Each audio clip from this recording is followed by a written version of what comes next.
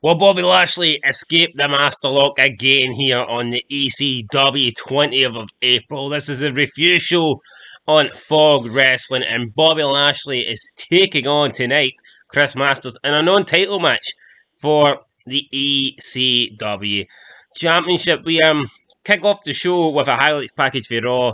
Bobby Lashley, believe it or not, first person to ever break the Masterlock in almost 2 years. Insane. And Chris Masters, I mean, this Masterlock was fucking over. There were a lot of big people that were in this and didn't break it. Shawn Michaels, John Cena, and then Bobby Lashley breaks it, you know what I mean? So this was actually huge. This was mega. And obviously Chris Masters took it badly and he went to ECW. After the package, he threatens Bobby Lashley and says that tonight he's going to put him in the Masterlock, and this time Bobby Lashley isn't going to escape it. So, I don't know, to me, I liked the opening. I think the shows do feel a wee bit more important when something's happened on Raw and it's showing you what happened. Like, that time they opened up with the Trump-McMahon thing. Yes. It just seemed a wee bit more important. And then they're opening up with the Masterlock Challenge. I think it seemed important. Thoughts on that? Well, it's a shame that Chris Masters gets turned into a jobber pretty much immediately after this, because I feel like he could have done something with the guy. But sad thing is, this is the only thing going for the guy. Yeah, once you break his Masterlock, it's kind of like... Yeah. You know? And I feel like Masters could have had a feud going into Mania, you know, around this, but instead it's just another side attraction to the McMahon-Trump show. Yeah, like what if Masters won ECW and Trump was Bobby Lashley wasn't even involved in the Trump thing, and what if Masters had applied the Masterlock on Bobby Lashley a couple weeks, you know what I mean, on every show, and Lashley couldn't escape it? Going into Mania, like, can he finally do it on the grandest stage of them all, big man? You know, so... Yeah, that's good booking, but... Was that not kind of what they did this year? With McIntyre? Yeah. Well, yeah. So, anyway, we move on to the first match of the night. I believe it was Gene Snitsky versus some guy called Mike Toller, and this was just a squash match.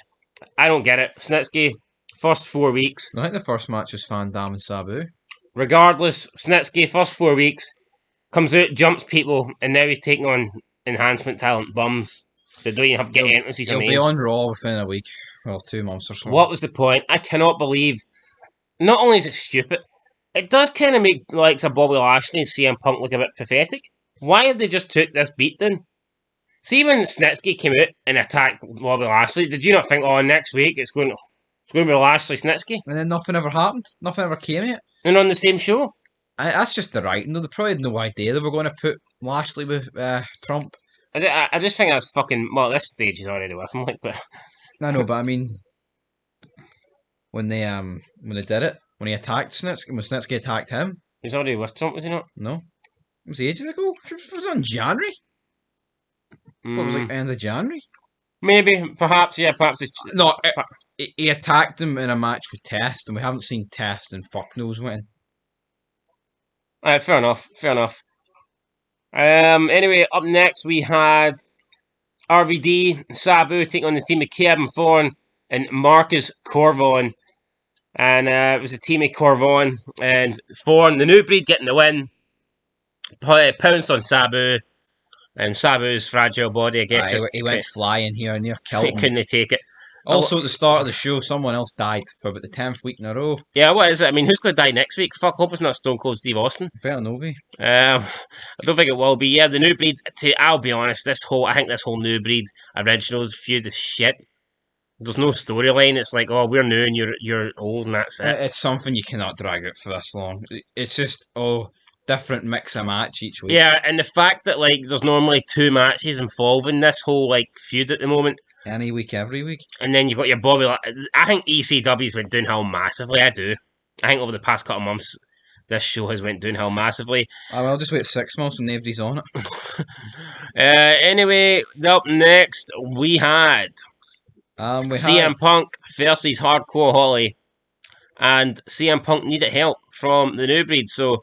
Elijah Burke came out, distracted Hardcore Holly, distracted the referee, Hardcore Holly was distracted, Punk was distracted, and Kevin Thorne comes in, hung up Hardcore Holly on the ropes. Hardcore Holly, I don't think we'd seen him in like 2 weeks. We hadn't seen him since he lost the steel cage match. I thought he was gone. Same. Wished he was gone. And then Punk beats Hardcore Holly, but he did it with help, guys. He did it with help from the new breed, And it just goes to show that Punk hasn't beat Hardcore Holly yet. Who can beat Hardcore Holly? I mean, Punk got eliminated before him in the chamber. He couldn't beat him in the 3-minute challenge, and then he lost to him after one of the fucking worst Alabama slams ever. Or was that an RVD? That was an RVD. I was off. So Punk finally getting a win over Hardcore Holly, but even then it wasn't clean. The Iron Sheik will be entered into the WWE Hall of Fame. No, it's not the Iron Sheik, it's the Sheik. Oh, the Sheik, same shit. Sabu's uncle. He trains Habu and RVD, and fuck knows how RVD actually got so good being trained by this guy. I know. Obviously, No fucking. He never trained RVD and Sabu the same, did he? Next up, with Punk saying he doesn't need anyone's help because he's straight edge and he doesn't need any added extras. Yeah, I mean, age-wise, he's more suited in the new breed. He's definitely not suited in the originals when you look at Sabu and RVD and Sandman, and God knows what they're injecting, you know what I mean? So, I just don't see how I get it, he'd have been a good fit in the ECW, but he wouldn't be a good fit in the originals. Definitely not, so... I know. Is CM Punk going to pick a side, or is he just going to... He kind of reminds me of Raven a bit. There's just nothing happening. Well, he wasn't Raven's flock, I guess, wasn't he? I mean, there's just nothing happening here. Was he? In TNA, aye. No, TNA. I mean, you've got the new breed versus the originals, and it's just not. It's match after match after match. I mean, Mick Foley couldn't give a pep talk, but there's nothing really at stake. There's nothing on the line. CM Punk's qualified for the Money in the Bank, and he's got no one to feud with, really. He's just kind of there. I think ever since CM Punk lost Hardcore Holly, though, he's went downhill. Lashley is tends to happen. Lashley is kind of in the same boat as CM Punk. His feud's with Trump and the McMahons, but that's heavily focused on Raw. That ain't going to be a SmackDown thing. Welcome. Or an ECW thing. Yeah. So, what is happening on ECW at the moment? You've got... This is what the show revolves around, right? The Raw rerun. This is what the show... yeah. Your Raw this is... Tell me, is this not the 5 components every week for like the past month now, at least, on ECW? Let me hit you with it. Let's see if it's the same. I go for it. The Raw rerun. You've got the originals against the new breed. Extreme Expose. Snitsky beating up jobbers. And then the whole fucking CM Punk. Will he join who will he not join? Not well, close, but I was thinking more along the lines of Snitsky beating up jobbers, Extreme Expose, the originals versus the new breed, CM Punk looking lost, and Bobby Lashley looking lost, but I get it, it's pretty much the same thing. Nah, well, the rerun was Lashley. And if you take all that away, what have you got? Shite. Maybe the odd Rene Dupree fucking match. And, I mean, who wants that? So... I'll stay to my earlier statement. Shite. I just don't get it. Where's it going? Where is it going? Nowhere. I think maybe ECW will get better after Mania. With McMahon's champ. I just feel maybe it doesn't work. See, just throwing people together in a group. I mean, yeah, there's been good groups like DX, NWO, Evolution, but more often than not, throwing a bunch of... Respect the new breed.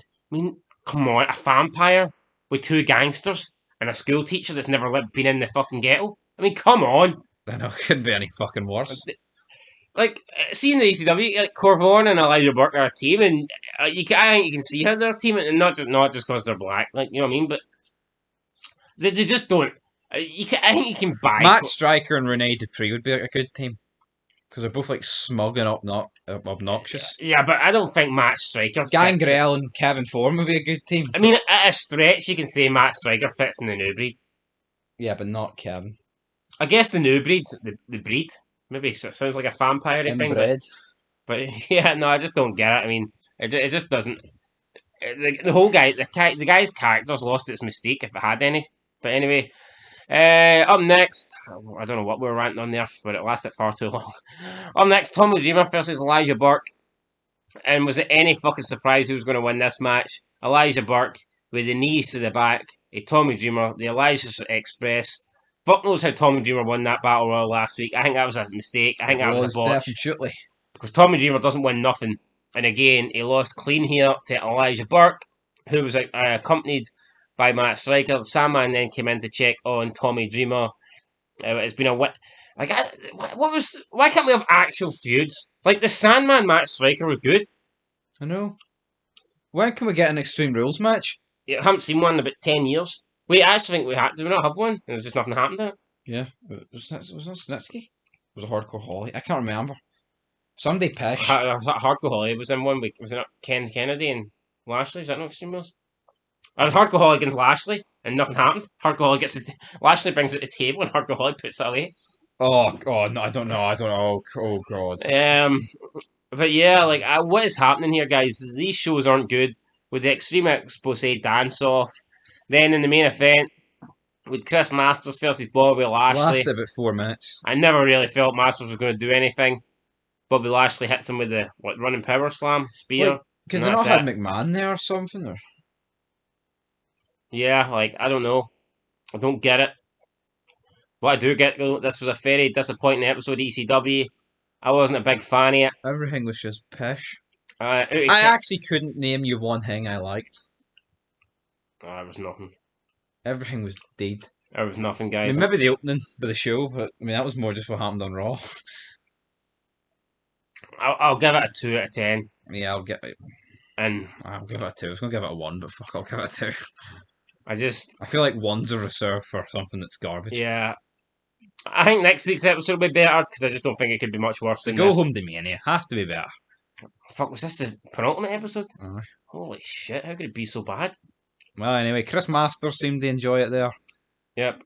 So will we enjoy the next one? Who knows? Probably. 2 out of 10. Till next time. Probably not.